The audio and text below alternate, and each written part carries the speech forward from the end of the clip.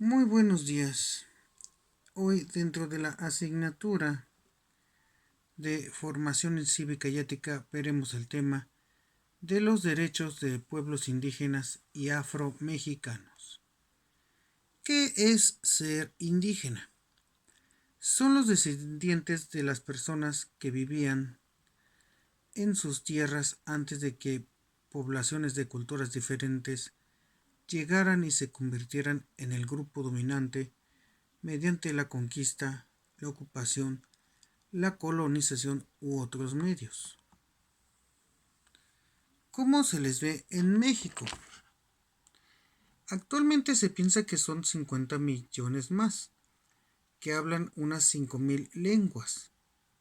Comunidades cuyo común denominador es estar sometidas a la opresión, a la exclusión de los procesos de toma de decisiones, a la marginación, la explotación, así como la asimilación forzosa de la represión cuando tratan de pugnar por sus derechos. Se sabe que las regiones han llegado a ser perseguidos, hecho que los obliga a convertirse en refugiados y viven bajo la amenaza de la extinción. Pobreza y desigualdad indígena. Realidad latente. La esperanza de vida en la población indígena es de 69 años, mientras que en el resto de la población es de 76. El 43.4% de la población ocupada lo hace en actividades del sector primario, entre ellas la agricultura. El 25% de la población ocupada no recibe ingresos y el 56% gana menos de 2 salarios mínimos. 1 de cada 4 adultos no sabe leer ni escribir, casi 3 veces más que el resto de la población. Solo 20% de los indígenas están afiliados a un tipo de seguro de salud y el 9% tiene acceso a servicios del IMSS Oportunidades. 99% de las localidades indígenas con más de 70% de población tienen niveles de marginación alto o muy alto. ¿Por qué insistir en los derechos indígenas? Con la participación de los pueblos indígenas y sus organizaciones, los derechos indígenas son hoy día conceptos jurídicos fundamentales planteados al Estado y la sociedad como un reclamo de dignidad, de justicia, democracia y bienestar. Los derechos fundamentales del individuo, tales como el reconocimiento de la personalidad jurídica, libertad y propiedad, se ha trasladado a una colectividad existente en la realidad de nuestro país. La Asamblea General de la ONU aprobó el 13 de septiembre de 2007 la Declaración de los Derechos de los Pueblos Indígenas, un instrumento internacional cuyas negociaciones tomaron 2 décadas y que protegerá a más de 370 millones de personas pertenecientes a esas comunidades en todo el mundo. La declaración consta de 46 artículos y establece parámetros mínimos de respeto a los derechos de los pueblos indígenas, que incluyen la propiedad de la tierra, acceso a los recursos naturales de los territorios donde se asientan, respeto y preservación de sus tradiciones y autodeterminación de los pueblos. ¿Cuáles son algunos de sus derechos? Artículo 1. Los pueblos indígenas tienen derecho al disfrute pleno de libertades fundamentales reconocidos por la Carta de las Naciones Unidas. Artículo 2. Las personas indígenas son libres e iguales a todas las demás personas en cuanto a dignidad y derechos y tienen el derecho a no ser objeto de ninguna discriminación. Artículo 4. Los pueblos indígenas tienen derecho a conservar y reforzar sus propias características políticas, económicas, sociales, etc. Artículo 5. Toda persona indígena tiene derecho a una nacionalidad. Artículo 6. Los pueblos indígenas tienen derecho a vivir en libertad, paz y seguridad. Artículo 10. Los pueblos indígenas no serán desplazados por la fuerza de sus tierras o territorios. Artículo 11. Los pueblos indígenas tienen derecho a una protección y seguridad especiales en periodos de conflicto armado. Artículo 13. Los pueblos indígenas tienen derecho a manifestar, practicar, desarrollar y enseñar sus tradiciones. Artículo 15. Los niños indígenas tienen derecho a todos los niveles y formas de educación del Estado. Artículo 19. Los pueblos indígenas tienen derecho a participar plenamente, si lo desean, en todos los niveles de adopción de decisiones. Artículo 29.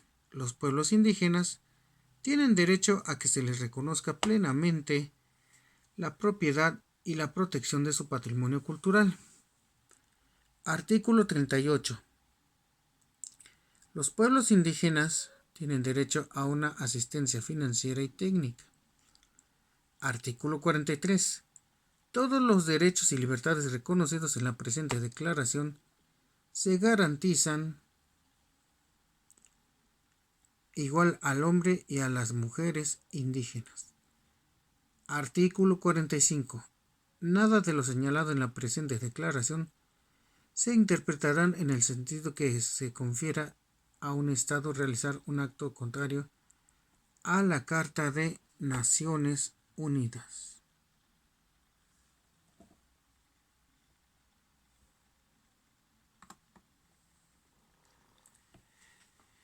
En el caso de las comunidades afrodescendientes,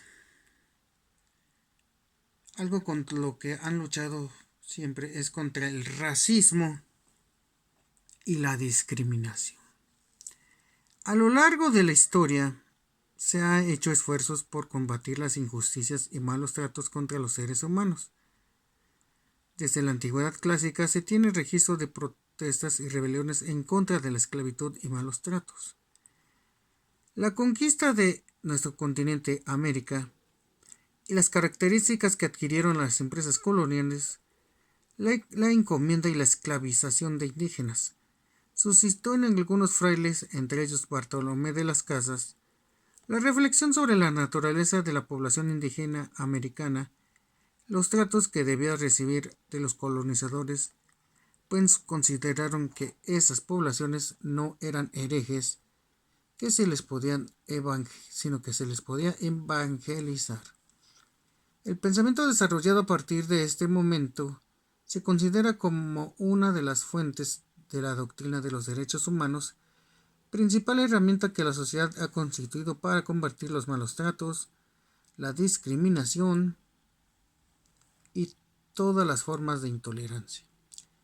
El racismo, en cualquiera de sus formas de expresión institucional o cotidiana, y la negación, exclusión o segregación del ejercicio de derechos de individuos o grupo de población en razón de su apariencia física o su fenotipo, constituyen una de las mayores violaciones a los derechos humanos.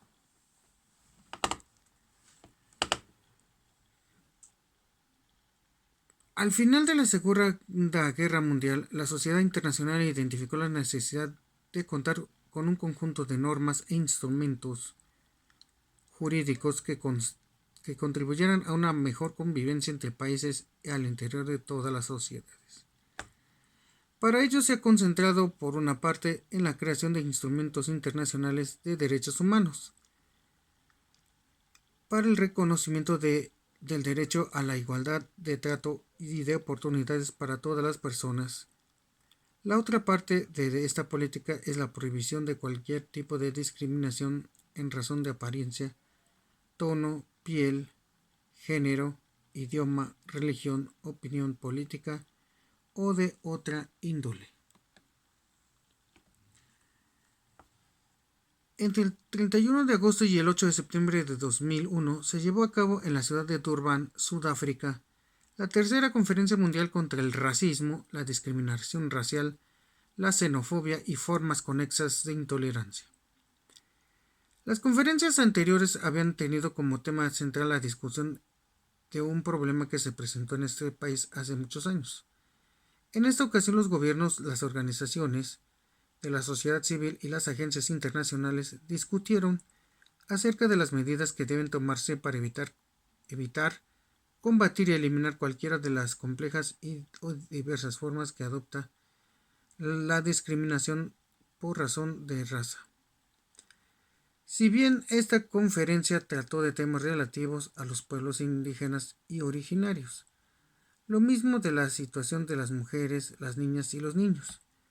Una preocupación central fueron los efectos que ha causado la esclavitud en las vidas de los pueblos de África y de las personas afrodescendientes en todo el mundo. En ese contexto, las organizaciones de afrodescendientes latinoamericanos tuvieron un papel destacado en las discusiones y en la adopción de resoluciones en esta conferencia. Los resultados más significativos fueron recogidos en la Declaración y Plan de Acción de Durban. México, como la mayoría de los estados de América Latina, suscribió el documento. Esta Declaración y Plan de Acción de Durban contienen varias medidas generales que los estados deberán realizar para prevenir y erradicar el racismo, la discriminación, la xenofobia y formas conexas de intolerancia. Esto último, en mi opinión personal, no debería de existir. Porque sin importar el color de piel, la creencia religiosa o el origen étnico, todos somos iguales ante las leyes. Desde mediados de las décadas de los 90 del siglo XX, se han impulsado acciones de carácter académico y de promoción cultural encaminadas a poner de relieve las contribuciones de las personas africanas y afrodescendientes en la construcción de la nación, a poner en evidencia sus actuales condiciones de vida, destacando la situación de vulnerabilidad en la que se encuentran esas comunidades y colectivos, en especial por el silencio y la ignorancia que han opacado su presencia pasada y presente en México. Muchas organizaciones no gubernamentales ofrecen servicios de defensoría y asistencia jurídica a las víctimas de actos de discriminación. Otras organizaciones llevan a cabo actividades de difusión y sobre todo de educación con el fin de dar a conocer cuáles son las formas contemporáneas de la discriminación racista y qué podemos hacer para combatirla. Hasta aquí este video. Si les ha gustado, suscríbanse a mi canal Julio Abonce y activen la campanita de notificaciones. Muchas gracias. Hasta pronto.